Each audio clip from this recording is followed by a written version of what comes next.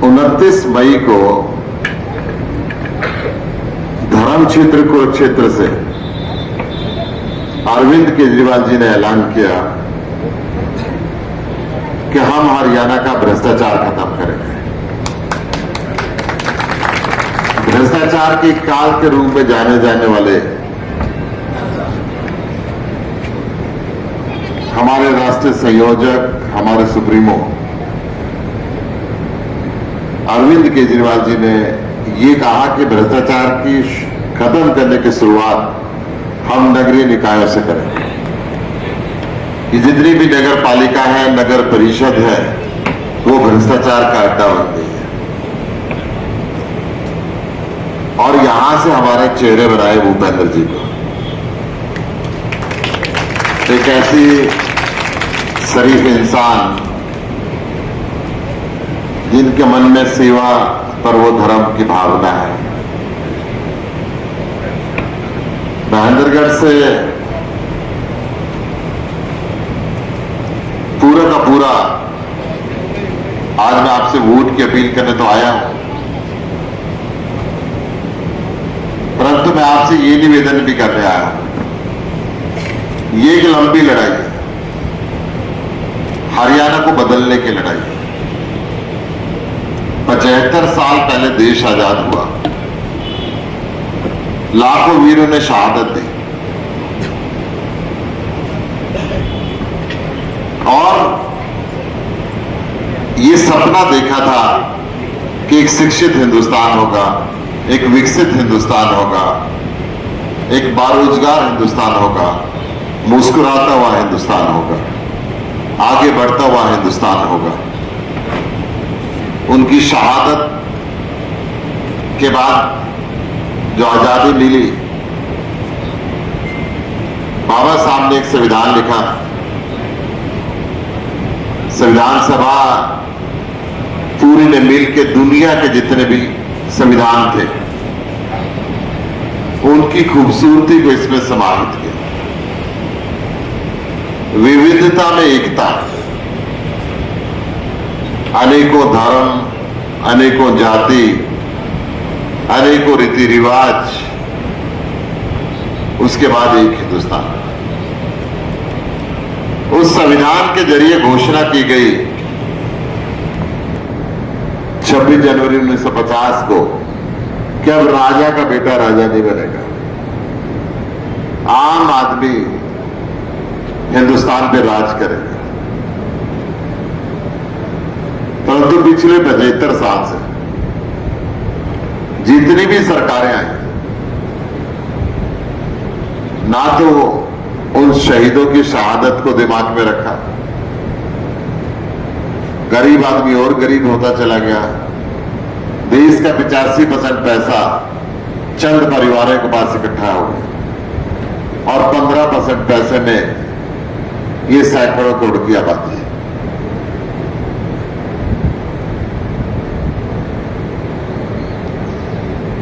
मंत्री के बेटे को मंत्री, विधायक के बेटे को विधायक।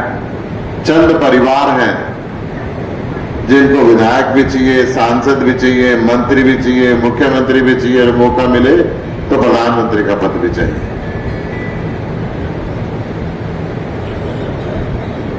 अरविंद केजरीवाल जी ने उस संविधान की ताकत को पहचाना।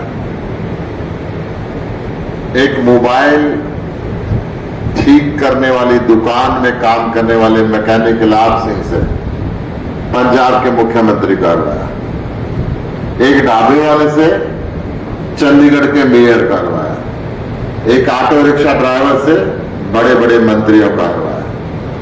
और ये बता दिया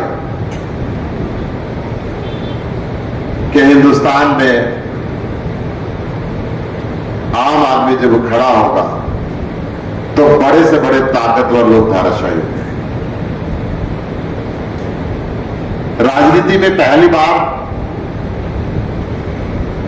आम आदमी पार्टी ने यह कहा, ऐलान किया कि हमारा कैंडिडेट दारू नहीं बांटेगा, पैसे नहीं बांटेगा, हमारा कैंडिडेट अपराधी नहीं होगा, उसका चरित्र खराब नहीं होगा, वो भ्रष्टाचारी नहीं होगा। ये सारी चीज चेक करके जनता की राय लेकर हम टिकट देते हैं।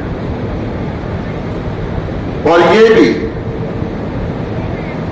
जाति और धर्म का बंधन नहीं मानते, जेंडर का बंधन नहीं मानते। जहां पे जाति कोई भी बहुत संख्या में है और एक दूसरा शरीफ आदमी जिसकी जाति के लोग कम है, उसको टिकट देने में आम आदमी पार्टी परहेज नहीं करती। जाति के बंधन पे नहीं चलती। आम आदमी पार्टी जेंडर के बंधन पे भी नहीं चलती। दो बात बताता हूं।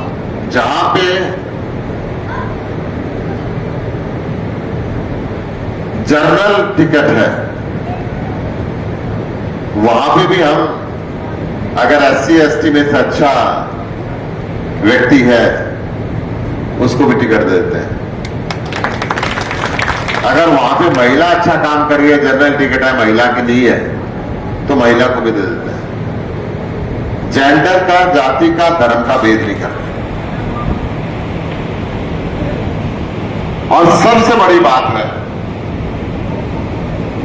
कि भ्रष्टाचार को 1% भी सहन नहीं करते। अभी पंजाब में हमारा एक मंत्री था, आज तक हिंदुस्तान में 2 एग्जाम्पल हुए। पंजाब में हमारा मंत्री था, स्वास्थ्य मंत्री, वो 1% रिश्वत ठेकेदार से मांग रहा था। ये बात अखबारों को नहीं पता थी, ये बात अपोजिशन पार्टी को भी नहीं पता थी, ये बात पुलिस को भी नहीं पता थी।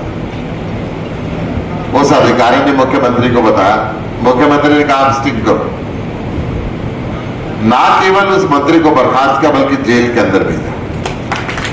ये हिंदुस्तान का पहला उदाहरण। और इससे पहले अरविंद केजरीवाल जी ने दिल्ली के अंदर अपने मंत्री को हटाया। अन्यथा आज तक इस देश के अंदर इतने बड़े बड़े भ्रष्टाचार मंत्री करते हैं, सारी की सारी पार्टी उसको बचाने के अंदर लगी रहती है, कत्ल तक कर देते हैं। आपने भी देखा कि जो वर्तमान हमारे गृह राज्य मंत्री हैं, उनके बेटे ने उनकी कार से यूपी में किसानों के ऊपर गाड़ी चढ़ा दी थी, जानबूझ के झूठ बोलते रहे। सुप्रीम कोर्ट ने तय किया हाँ ये मर्डर किया है। इतने बड़े बड़े घोटाले होते हैं, कई कई करोड़ का काम होता है, ये बेपरम हो जाता है, पेमेंट हो जाती है। अधिकारी, नेता और ठेकेदार मिलके खा जाते हैं। आम आदमी पार्टी ने तय किया कि हम इस भ्रष्टाचार को जड़ मूल से खत्म करेंगे। दिल्ली में हमने भ्रष्टाचार को खत्म किया। जो हमारा 24,000 करोड़ रुपए का बजट था वो 76,000 करोड़ रुपए सालाना होगा। इसका फायदा क्या हुआ? दिल्ली के सारे सरकारी स्कूल बढ़िया कर दिए, कॉलेज अच्छे कर दिए। हरियाणा का हर माँ बाप ये चाहता है मेरे बच्चे को दिल्ली के कॉलेजों में दाखिला मिल जाए तो इसकी जिंदगी बन जाए। सारे हॉस्पिटल एयर कंडीशन कर दिए। हरियाणा में भी जान बचानी और खेत और जब मकान ना बिके खर्चे में, तो मुफ्त इलाज के लिए दिल्ली की तरफ भागना पड़ता है कि वहां पे जाके इलाज हो। हर गांव में, हर मोहल्ले में मोहल्ला क्लिनिक बना दिया। कानून बना दिया कि दिल्ली के अंदर कोई भी आदमी आए पूरे हिंदुस्तान से और भगवान ना करे सड़क पे एक्सीडेंट हो जाए, उस पर 1 रुपया लगो, 100 करोड़ रुपए लगो, वो हिंदुस्तान का कहीं भी रहने वाला सारा खर्चा दिल्ली सरकार देती है, जो उनसे मर्जी होती है इलाज करा। सारे देश की महिलाओं के लिए दिल्ली में बस यात्रा मुफ्त है।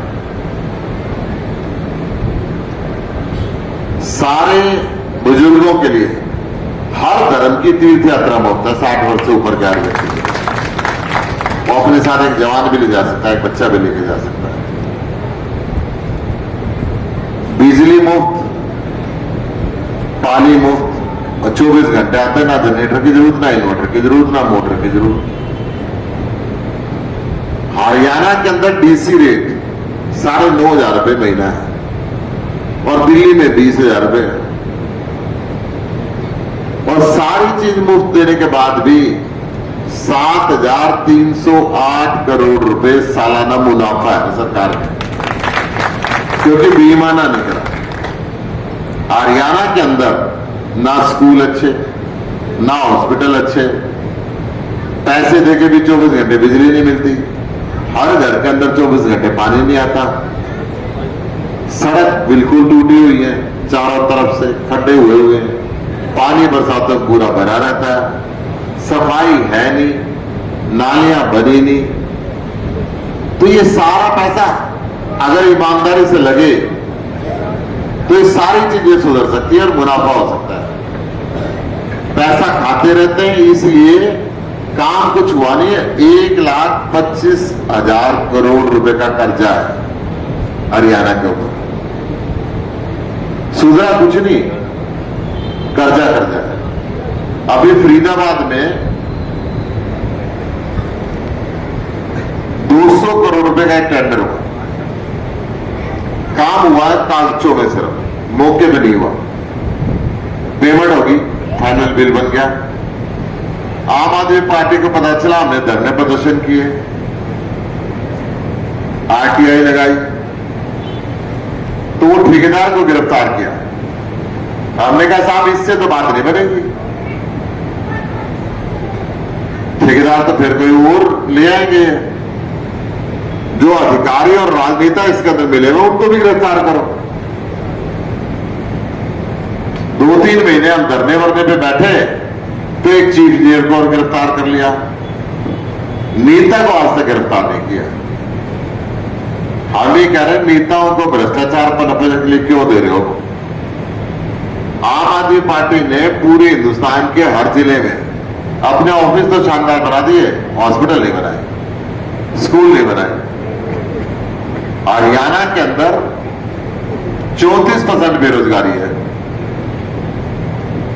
यानी कि 18 वर्ष से लेकर 60 वर्ष का हर तीसरा आदमी हरियाणा में बेरोजगार है।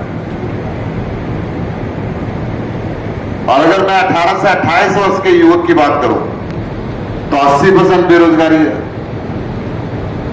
80% जिस प्रदेश में युवक बेरोजगार हो तो वहां नशा बढ़ेगा, वहां पे अपराध बढ़ेगा, युवक डिप्रेशन में जाएगा। आपके साथ में भिवानी जिला के तालू गांव के अंदर अभी थोड़े दिन पहले एक युवक ने आत्महत्या की। हरियाणा में सबसे ज्यादा देश के अंदर फौजी है, हर 10वां फौजी हरियाणा से है। 3 साल से भर्ती नहीं खोली हरियाणा में। एग्रीकल्चर डेवलपमेंट की बात करते हैं हम, यहाँ पे किसान को खुशहाल करने की बात करते हैं। एडीओ होता है एग्रीकल्चर डेवलपमेंट ऑफिसर, 7,500 पोस्ट है हरियाणा में। 7,500 में से 5,000 खाली है। किसान को कौन सलाह देगा, कैसे देगा? जो किसान दादालाई खेती करता रहा बस वो कर रहा है, हम उसको कमर्शियल वायबिलिटी नहीं समझा।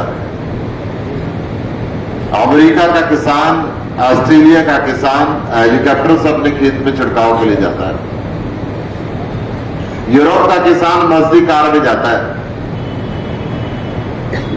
अपने देश का किसान के पास टूटी साइकिल भी बढ़िया नहीं होती। क्यों? ऐसा कब तक चलता रहेगा? इस देश को बदलने की जरूरत है, और देश को बदलने के लिए सबसे पहले जाति और धर्म की राजनीति छोड़नी पड़ेगी। कोई आदमी कुछ काम करता हो नहीं करता हो, हम कहते हैं ये हमारी जाति का, इसको जिता दोगे। क्यों? हम सब हिंदुस्तानी हैं, जाति और धर्म का इतना भेद क्यों है? क्या आप इस बात से सेटिस्फाइड हो कि नगर पालिका महेंद्रगढ़ की ठीक काम है, नालियां ठीक है, सेटिस्फाइड हो? नहीं हो ना। इसलिए नहीं है कि हम जाति के दम पे जिताते रहे, काम के दम को पूछते ही नहीं। हम ये नहीं पूछते भाई तुमने क्या किया। जब चुनाव आता है, देश का चुनाव आता है, तो हिंदू मुसलमान कर देते हैं, कुछ और ऐसा मुद्दा ले आते हैं, हिंदुस्तान पाकिस्तान ले आते हैं। यूपी का चुनाव हुआ, मोहम्मद अली जिन्ना साहब पैदा कर दिया, वहां 1947 में पाकिस्तान चले गए, तो उसका क्या काम था वहां पे। दिल्ली का चुनाव हुआ, शाहीन बाग बना दिया। यहां पे चुनाव हुआ हरियाणा में, जाट नॉन जाट का मुद्दा चला दिया। पंजाब में चुनाव हुआ तो मुद्दा बेअदबी का चल पड़ा। देश के लोगों के काम की बात, बिजली की बात, पानी की बात, रोजगार की बात, शिक्षा की बात, चिकित्सा की बात अगर चुनाव की पॉलिटिक्स में आज आने लगी है तो सिर्फ केजरीवाल लाने लगा है। इससे पहले ये बातें इस देश के अंदर आती नहीं। मैं आपसे निवेदन कर रहा हूं,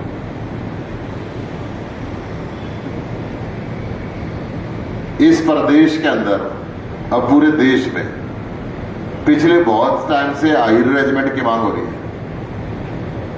भाई सबकी रेजिमेंट है, उस रेजिमेंट से कोई अलग से बेनिफिट थोड़ा मिल रहा है, दे दो।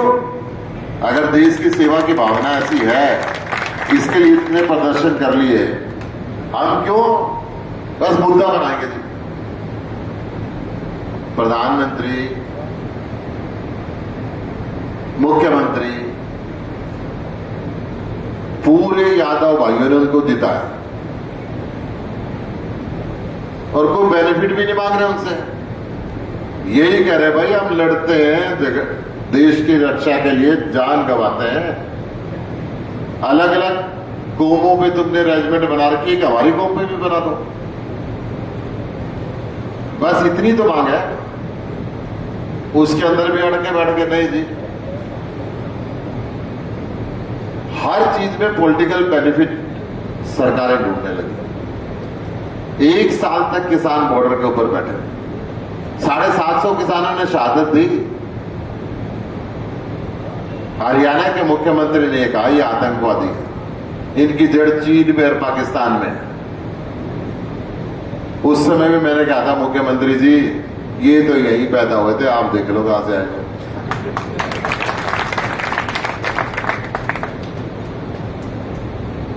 25 बार पेपर लीक हुए हरियाणा में। हरियाणा पब्लिक सर्विस कमीशन के इंपॉर्टेंट पेपर है। मैं खट्टर साहब के राज के टाइम की बात कर रहा हूं। जब वो अधिकारी पकड़ा गया तो हरियाणा की विधानसभा में चैट गूंजती है कि 5 करोड़ रुपए मुख्यमंत्री कार्यालय में गए।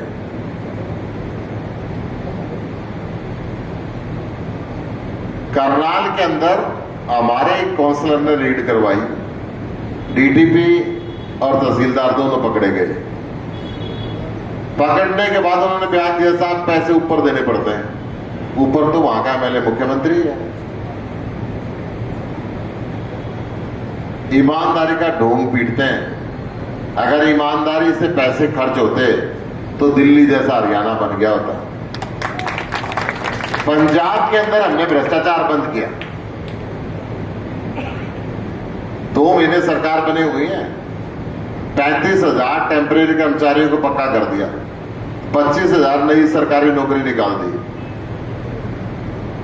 किसानों की फसल में नरमे में सुंडी लगी थी, कपास में कीड़ा लग गया था, उसके लिए 101 करोड़ रुपए अलग से निकाल के रखा, मुआवजा किसान घर में परेशान ना हो।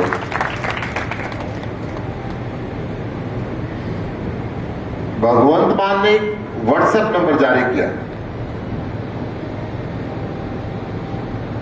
कि कोई रिश्वत मांगता है, आजकल टेलीफोन में कैमरा सबके होता है, वॉइस रिकॉर्डर भी होता है, या तो आवाज रिकॉर्ड कर लो या वीडियो बना लो, पैसे दे दो, अपना काम करा लो। वो वीडियो या आवाज मेरे उस व्हाट्सएप नंबर पे भेज दो, पैसे घर पे वापस आएंगे, काम तुम्हारा हो गया, अधिकारी जेल में जाएगा। इसका असर क्या हुआ? इसके 2 असर हुए। एक तो जो तहसीलदार बिना रिश्वत लिए रजिस्ट्री करा नहीं करता, 2-3 बजे आके बैठा करता, फिर खोला करता, 9 बजे जाकर कुर्सी पे बैठ जाए। और कोई जीव के खुजली भी हो जाए ना, खुजली करने लग जाए, अगर ना बाबा ना जीव हाथ में डालियो, भगवत वहां देख लेगा। और इसका असर ये हुआ, 1 महीने में 16,000 करोड़ रुपए सरकार के खाते में फालतू आए, जो पहले आ करते उससे। वो पैसे नेता और अफसर मिलकर खाया करते।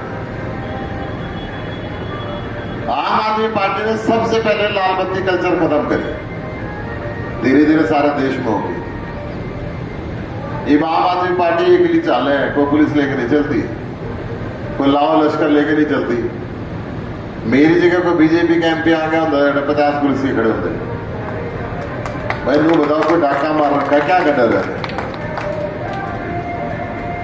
आदमी तो वही होना चाहिए जो पंचायत में जाकर अकेला बैठा है। अब मैं कांग्रेस की बात बता दूं, ये तो मैंने बीजेपी की बताई। इस देश में कांग्रेस या तो जीतती नहीं, और जीतते तो बिक जाए। असल में तो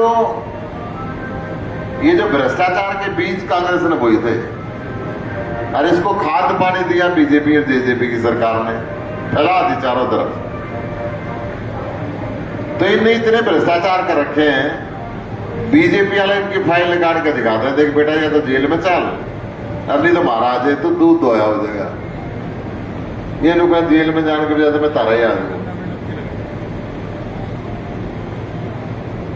देखो मैं 2 बात याद कराता हूं आपको, 3 चलो 4 बताता हूं। पिछली बार हरियाणा में राज्यसभा का चुनाव हुआ, कांग्रेस बिकी और बीजेपी वाला बना। इनके भी बिक गया, उठा बन गया बीजेपी का आदमी। मध्य प्रदेश में कांग्रेस की सरकार बनी थी, बिक गए, कांग्रेस की बजाय बीजेपी की होगी सरकार बड़ी बनाई। गोवा का याद होगा, कांग्रेस की सरकार बनी थी, बिक के बीजेपी के हो गए। क्योंकि बीजेपी वाला ने भ्रष्टाचार करके माल बहुत इकट्ठा कर रखा है, खरीदने में इनके भाव की कोई कमी नहीं रही। जमीन पे तो पैसा लगता ही नहीं, सब इनकी जेबों में, इनके बैंकों में, इनके घरों में जाता है। तो मैं आपसे ये निवेदन करने के लिए आया हूं, भूपेंद्र गोयल को तो वोट दोगे, इससे हाथ मजबूत होंगे केजरीवाल के। भूपेंद्र गोयल एक चेहरा है, परंतु पूरे देश के अंदर एक आवाज जाती है, क्या भ्रष्टाचार को खत्म करना है। तो इसके लिए मैं 2 बात कहना चाह रहा हूं आपसे। हम क्या करें, सब भाषण सुन के चले जाते हैं, फिर घर में आराम से बैठा, घर वालों से भी बात नहीं करते। एक निवेदन मैं कर रहा हूं, घर में जब जाओगे तो अपने बेटा से, बेटी से, मां से, बाबू से, पति से, पत्नी से, भाई से, बहन से बात करनी है। भाई इनका बार ईमानदार पार्टी को चुनना है, आपकी बार झाड़ू को वोट देनी है। कौन कौन घर में जाकर बात करेगा बताओ? ताली बजा दो, बस सारे करेंगे। देखो 2 वक्त मिल रहे हैं, झूठना बोली करनी पड़ेगी जरूर। मैं ये बात कह रहा हूं, ठीक है जी। तो उसमें क्या है, हर आदमी के घर में वोट है, और बच्चों के भी बहुत आदमी जानने वाले हैं, महिलाओं के भी जानने वाले हैं, आदमियों के भी जानने वाले हैं। अगर घर में बात कराएंगे तो उनको बोलेंगे भाई अपने जानने वालों को फोन कर दो, तो कई गुना का फर्क पड़ जाएगा। एक बात तो यह है, एक बात और दे रहा हूं, छोटा सा काम। 19 तारीख को चुनाव है, 19 तारीख तक आप जिस भी वार्ड में रहते हैं, 2 पड़ोसियों के सवेरे, 2 पड़ोसियों के शाम को, और रोज नए पड़ोसी के चाय पी गाने। उससे एक तो पड़ोस में अपने संबंध सुधरेंगे, ठीक है। और वहां चर्चा करनी है, भाई दिल्ली बदल गिरा, हरियाणा भी बदल लो, महेंद्रगढ़ भी बदल लो भाई। तो यूं भी एक में है तो मुश्किल काम, रोज चाय पिकानी पड़ेगी किसी न किसी का। और मन में ठान लो तो बड़ा आसान भी है। ये आंकड़ा करके बताओ कौन कौन जाओगे।